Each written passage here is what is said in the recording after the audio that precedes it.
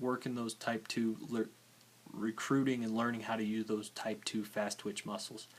Pitching is an explosive motion. Pitching takes place in less than 2 seconds to deliver a pitch to home plate.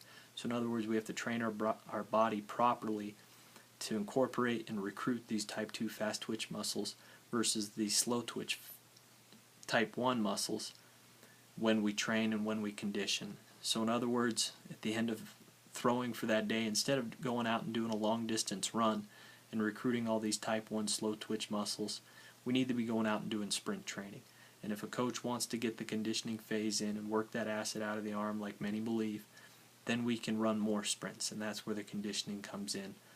But sprint training needs to be the way that more high school coaches and high school pitchers need to start to go versus that old school thinking of long distance running after throwing. Last but not least, we have mental training. Mental training is a huge advancement and becoming more and more important within the game today. What I have gone ahead and done within this pitching manual is provide an easy to learn, easy to read, kind of Cliff Notes version for coaches now to use with high school pitchers or high school pitchers to use on their own to train their minds, to train the mental aspect of the game of baseball. What I have done is I've taken a collection of my favorite readings from my favorite author, H.A. Dorfman, who's a famous sports psychologist and is very, very world-renowned within the game of baseball.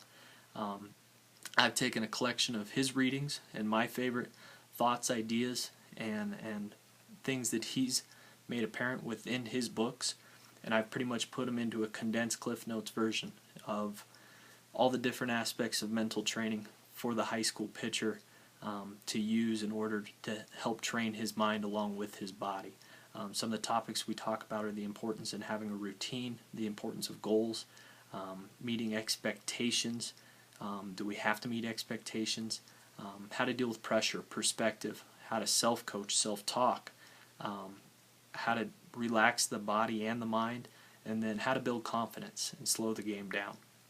Last but not least, the last thing I've provided within this pitching manual is a post-game questionnaire for the high school coach and the high school pitcher to use after an outing, to be able to now incorporate all the mechanics, all the throwing programs, all the strength programs we've used, and last but not least, to be able to take this mental aspect and be able to keep beating it into our heads instead of just reading this pitching manual and reading this mental packet that I've provided once and forgetting about it.